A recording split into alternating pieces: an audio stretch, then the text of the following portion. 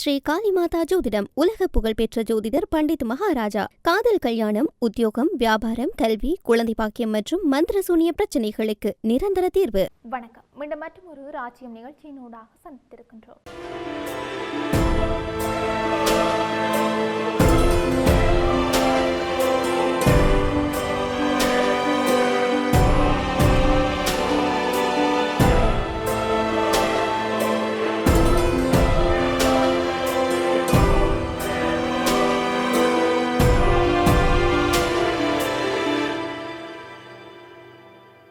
அமெரிக்க அதிபர் Donald Trump இஸ்ரேலும் ஹிஸ்புல்லாவும் போராட்டத்தை நிறுத்த ஒப்புக்கொண்டிருந்ததாக அறிவித்திருந்தார்.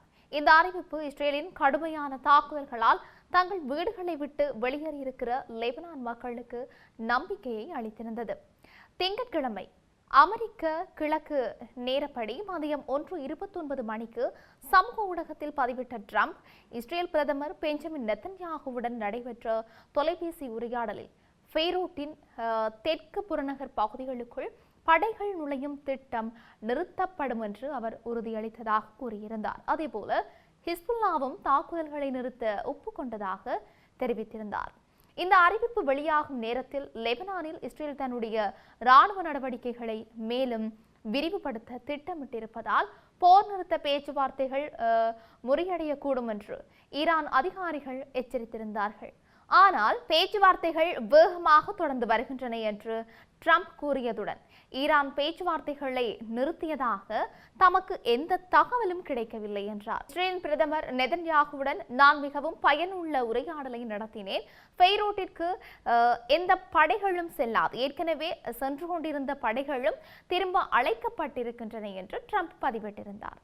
மேலும் உயர்மட்ட பிரதிநிதிகள் மூலமாக ஹிஸ்புல்லாவுடனும் நல்ல உரையாடல் நடந்தது.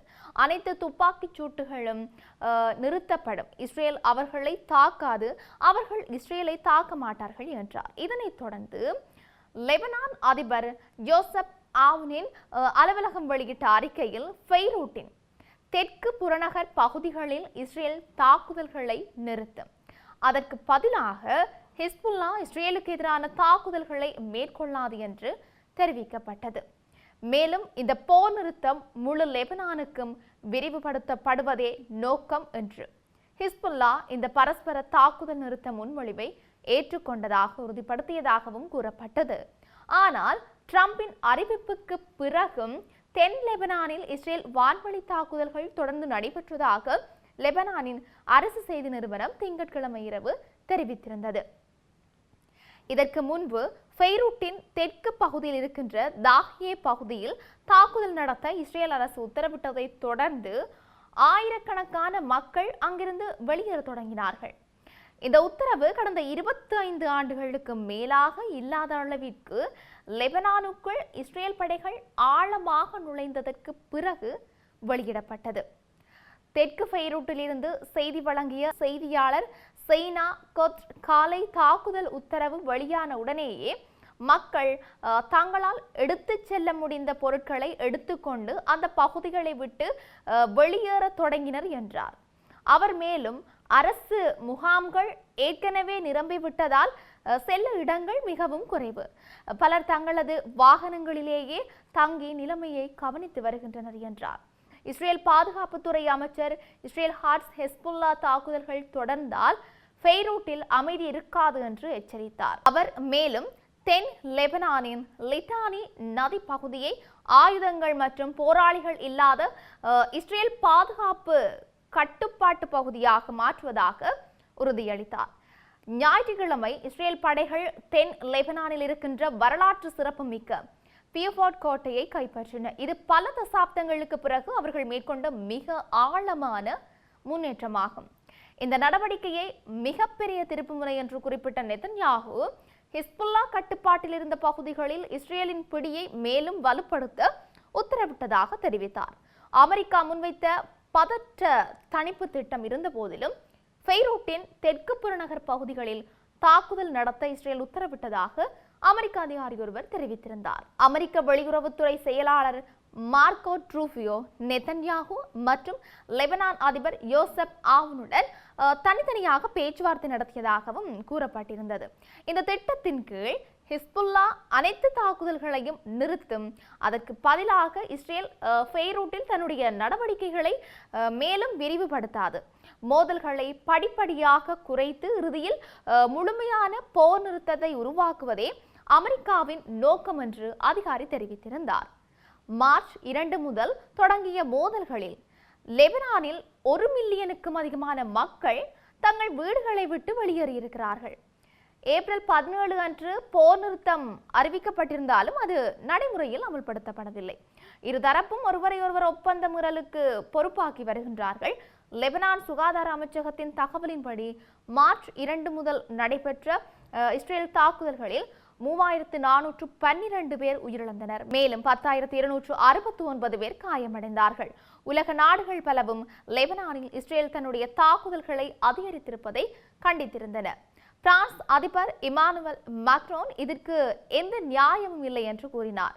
பிரிட்டன் வெளியுறவுத்துறை செயலாளர் இவட் கூப்பர் லெபனானில் இஸ்ரேல் தன்னுடைய ராணுவ நடவடிக்கைகளை நிறுத்த வேண்டும் என்று வலியுறுத்தினார். கட்டார் இஸ்ரேலின் தொடர்ச்சியான தாக்குதல்களையும் தெற்கு லெபனானில் நிலப்பட நடவடிக்கைகளை விரிவுபடுத்துவதையும் சர்வதேச சட்டமீறலாக கண்டித்திருந்தது.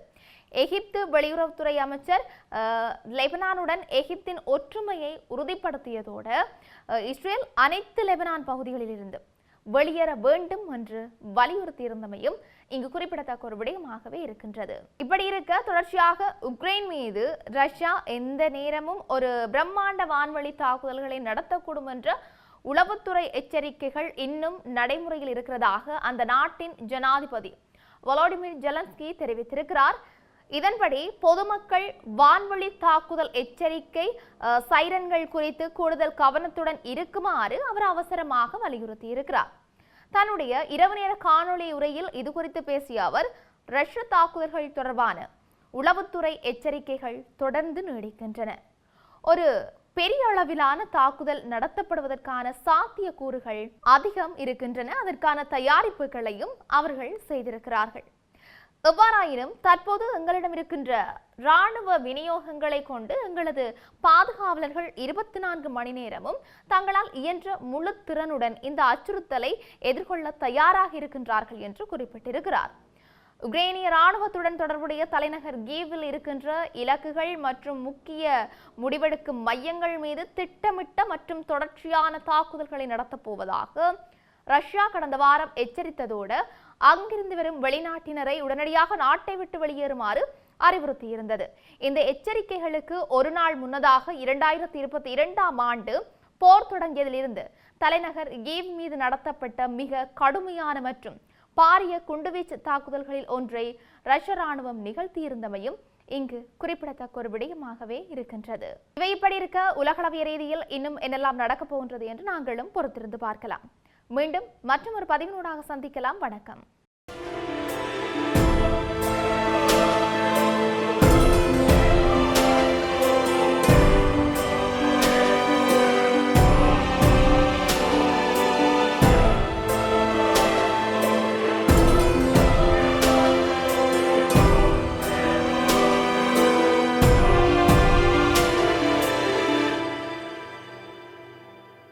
ஸ்ரீ காளிமாதா ஜோதிடம் உலக புகழ்பெற்ற ஜோதிடர் பண்டித் மகாராஜா. காதல், கல்யாணம், உத்தியோகம், வியாபாரம், கல்வி, குழந்தை பாக்கியம் மற்றும் மந்திர சூனிய பிரச்சனைகளுக்கு நிரந்தர தீர்வு.